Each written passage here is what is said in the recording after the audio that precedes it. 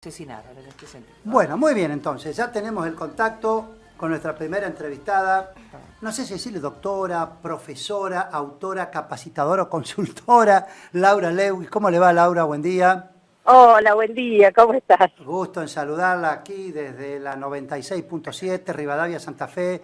Este programa se llama Desafíos en la Radio.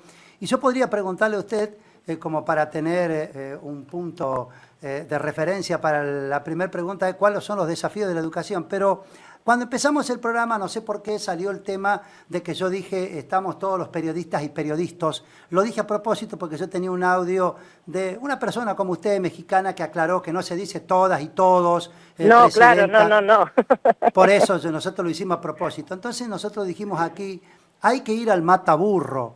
Hoy en día todo el mundo va a Google o a Wikipedia, pero que es como que la cosa de papel, y ahí ya nos metemos en su tema específico, el leer en el papel, ¿a uno le permite aprehender con H más lo que está leyendo que hacerlo a través de una pantalla?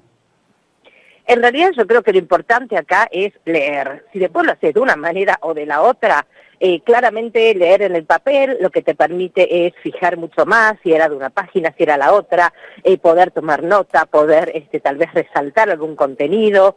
Yo creo que tiene que ver con un tema generacional más que nada. Lo que pasa es que los chicos de hoy están acostumbrados a la tecnología. No te olvides que cuando los chicos nacieron Google ya existía. Entonces el problema con la tecnología en general lo tiene el adulto, no lo tienen los chicos. Entonces yo creo que es una muy buena manera de acercar a los chicos a la lectura de cualquier tipo de texto, porque es fácil, porque lo podés tener en un bolso, en una cartera, lo sacas en cualquier momento, no pesa, en un avión. O sea que yo creo que lo importante en realidad tiene que ver con leer. Después, ¿qué tipo de tecnología usamos? Eso es aparte. Lo que sí creo es que es muy importante que uno pueda controlar a la tecnología y no que la tecnología controle a uno. ¿Qué significa eso? A mí me encanta, por ejemplo, que los chicos trabajen con celulares en el aula, pero el celular lo utilizamos solamente para cuestiones pedagógicas, no para redes sociales, no para jugar. Es decir, que cuando nosotros podemos controlar a la tecnología, se convierte en un aliado importantísimo para la educación en este caso. El problema pasa cuando se usa para cosas diferentes. Por eso, leer un libro desde el papel o leerlo desde la tablet, yo creo de vuelta que lo importante es leer. Mire, yo la estuve escuchando hacer un reportaje en Radio María, por eso la ubiqué. Y ahí usted hablaba de las hermosas, tremendas, maravillosas aplicaciones que hay en el celular para que los profesores precisamente interactúen con los chicos a través del celular. Porque hay algunos que son más estribistas y dicen, no, que dejen el celular en la dirección y que lo recojan cuando se van de la escuela. Pero si el profesor sabe aprovecharlo, también es una herramienta educativa, pedagógica o no. Pero ahí está eso que estás diciendo muy bien vos. El tema básicamente, espera que me voy a mover un poquitito, que estoy justo empezando a dar una charla y hay mucho ruido, voy caminando rapidísimo para alejarme del ruido.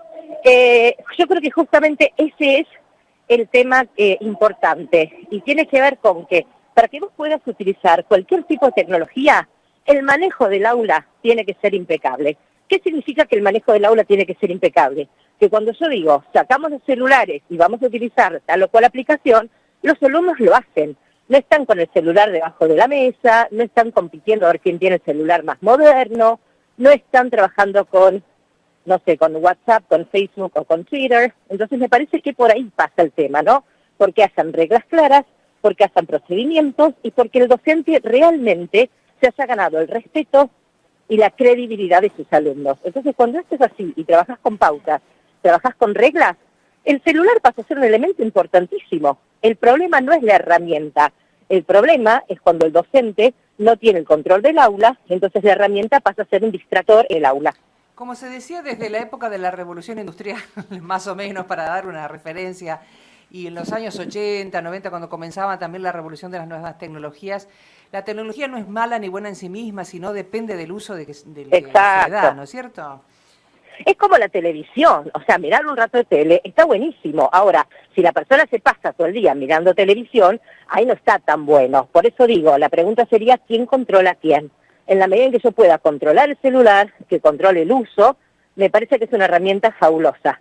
Pero el docente también tiene que aprender. Y lo que el docente tiene que entender es que hoy la tecnología no es un fin. Es decir, no es la clase de tecnología en el colegio, sino que la tecnología pasa a ser un medio. ¿Qué significa un medio? Que a través de la tecnología aprendemos, recordamos, exploramos, investigamos y hacemos un montón de cosas en donde la tecnología es una aliada, no es el punto a llegar, no es el destino. Por ejemplo, usted, ahí en esa nota que le hicieron en Radio María, mencionaba algunas aplicaciones que pueden bajar los profesores para interactuar con los alumnos en el aula. Hay muchas. Mira, tenés por ejemplo Kahoot, que se escribe K-A-H-O-O-T, y Kahoot es muy linda porque vos lo que haces es poner preguntas del tema que estás tratando, pero como si fuera un juego. Entonces lo haces mucho más interactivo. Después hay otras aplicaciones, por ejemplo, para hacer encuestas. Hay una que se llama Poll Everywhere. Yo ahora te voy a decir dónde pueden buscar todo esto para que los oyentes puedan encontrarlo más fácil. Pero este Poll Everywhere es buenísimo, porque yo, por ejemplo, estoy dictando una clase y pregunto, ¿todos se entendieron? Sí, te hacen los chicos. Y no sabés si es verdad o no. Entonces, con esta aplicación, cada uno la baja, los chicos como usuarios alumnos y yo como usuaria docente, y entonces yo puedo hacer una pregunta. Hago clic y la pregunta le llega a los chicos. Los chicos la contestan por sí o por no. Por ejemplo, la célula es tal o cual cosa.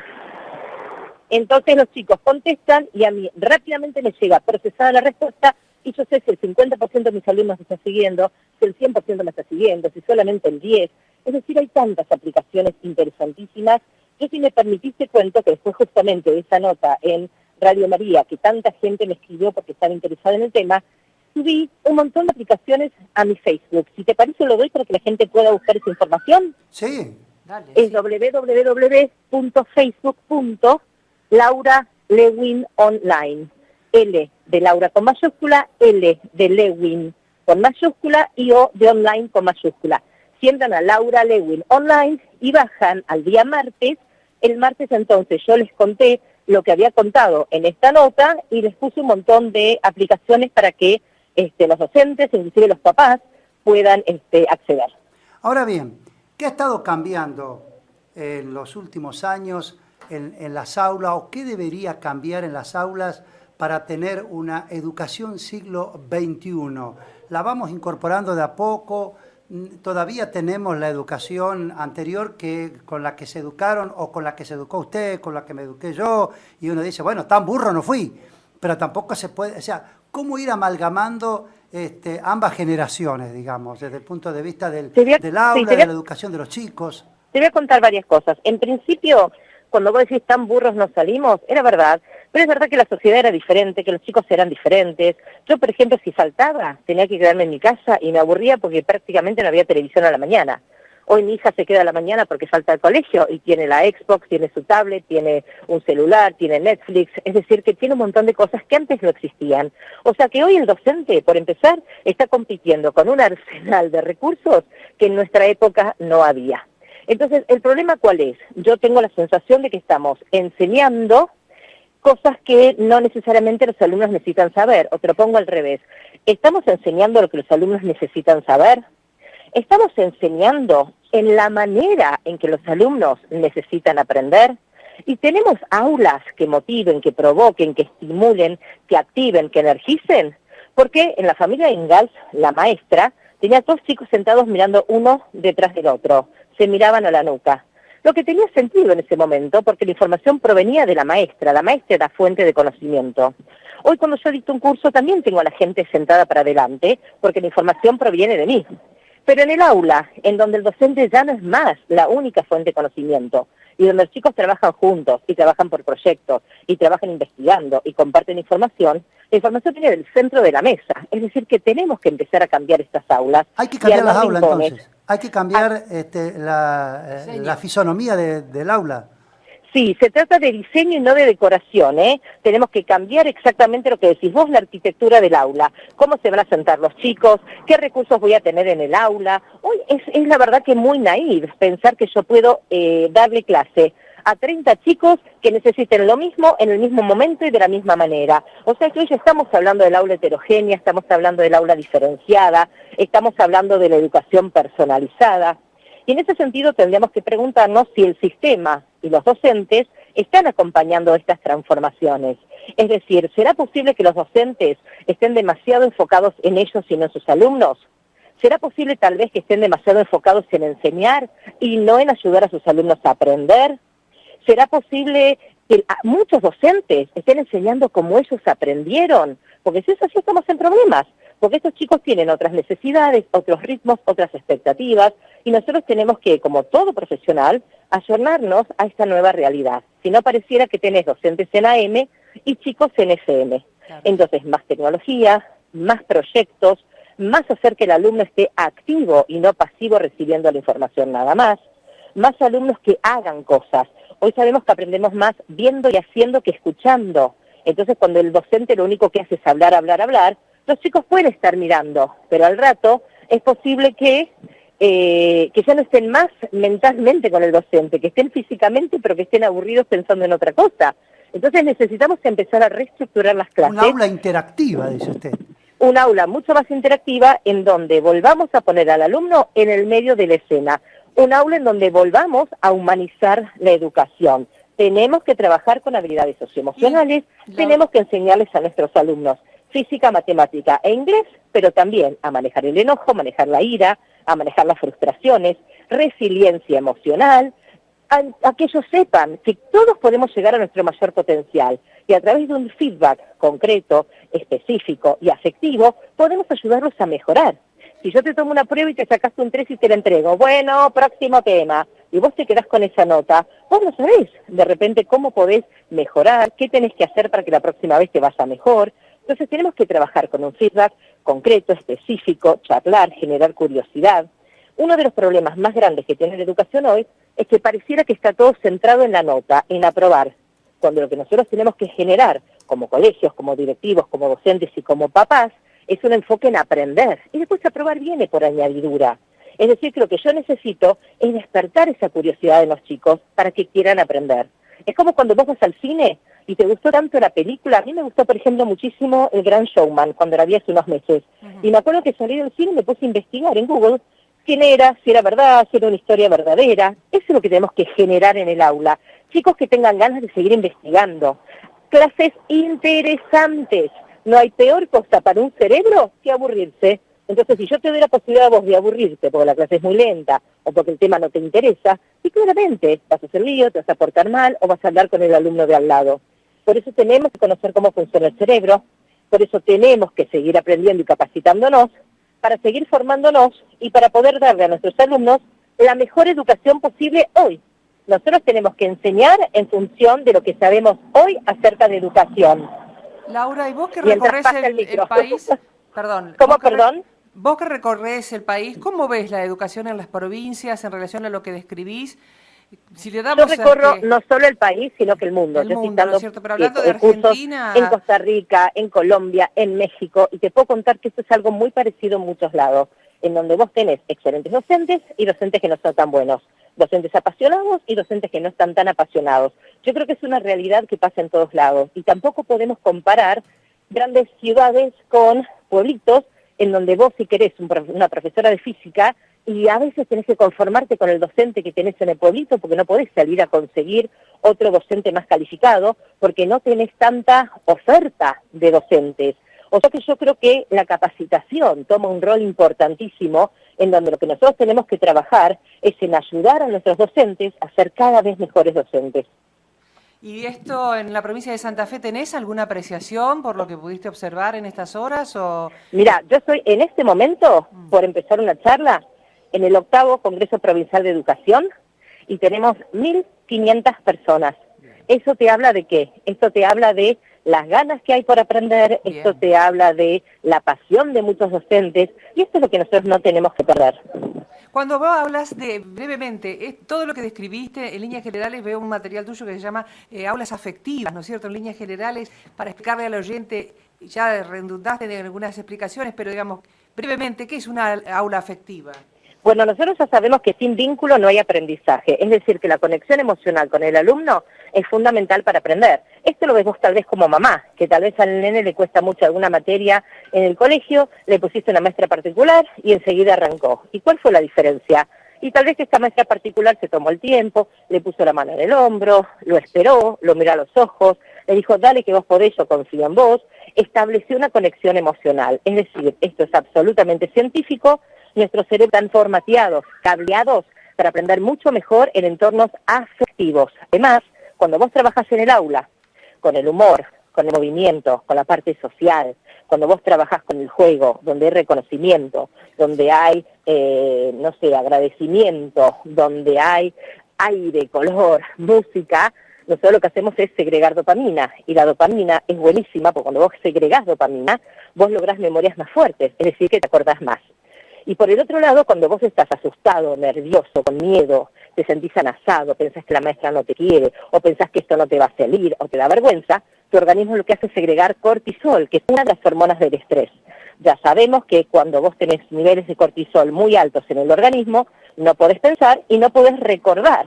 Entonces, en ese sentido, lo que tenemos que preguntarnos es, ¿por qué cuando yo entro a un nivel inicial, a un jardín de infantes, se podría perfectamente llamar el edificio dopamina? ¿Y por qué cuando entro al secundario se podría llamar perfectamente cortisol ese edificio? Laura, ¿qué está pasando en el medio? Tenemos que preguntarnos. precisamente hablando de secundaria, aquí en la mesa con nosotros está Virginia, que está haciendo sus armas. Ella el año que viene va a estudiar comunicación social y tiene una inquietud para trasladarle. Hola Laura, Dale. ¿cómo andás? Hola, ¿qué tal? ¿Cómo estás? Buen día. Buen día. Tengo una pregunta para vos. Yo voy al ¿Cómo no? secundario, que ya te dijo Darío, voy a quinto. ¿Vos decís que la secundaria, o la escuela, digamos, bueno, la primaria sí, pero la secundaria en sí, ¿te prepara para la universidad? Yo lo que creo es que nosotros tenemos que hoy, como nosotros no sabemos ni qué carreras van a estar disponibles el día de mañana, y mucho menos qué trabajos son los que van a demandar gente, tenemos que empezar a entender que lo que necesita el alumno del siglo XXI es aprender por habilidades y no por contenido. ¿Qué Claro. quiere decir esto? Nosotros tenemos que empezar a entender que tenemos que trabajar mucho más lo que son las habilidades socioemocionales, en donde el contenido después pasa a ser una excusa. Y te cuento por qué te digo esto. Porque muchas veces habrás escuchado de tus hijos o de algunos compañeros que dicen, mamá, ¿para qué tengo que ir al colegio? Si eso lo encontré en el tutorial y ya lo entendí. En la medida en que nosotros no podamos reformular la educación y no podamos reformular el rol docente, la escuela como la conocemos hoy tiende a desaparecer. Por eso es tan importante empezar a entender que nosotros, si lo que queremos es preparar a nuestros alumnos para un futuro académico, como decís vos, laboral, profesional, personal, tenemos justamente que unirlo mucho más a lo que es la universidad, lo que es el trabajo y lo que es la vida. Y hoy pareciera que son compartimientos estancos. En cualquier momento de la clase, los chicos deberían contestarse la pregunta de ¿y esto para qué me sirve?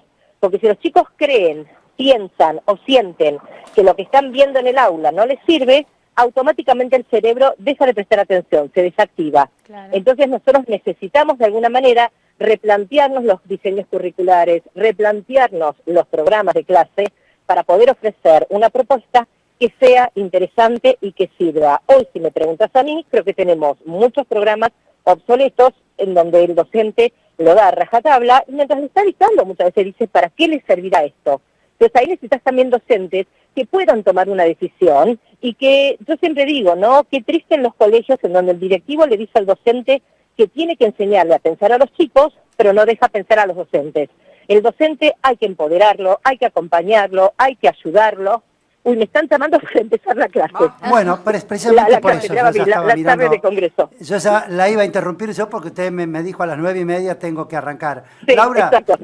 ha sido un gusto tremendo y sobre todo su solidaridad para con nuestro programa, de disponer su tiempo, que es muy valioso, y es una charla que estoy seguro, acá me escribe un docente, me pone, viste que hoy en día los emoticones te vuelven loco, me pone los deditos para arriba, así el signo de ok. Sí. La charla con la pedagoga, ok, me pone, pero con los deditos. De ese tema vamos a hablar también, ¿no? Sí. Volvimos al lenguaje de la era de las cavernas, ¿ves? El emoticón, Mi vida, es verdad, los jeroglíficos. los jeroglíficos. Un cariño Bueno. grande, Laura.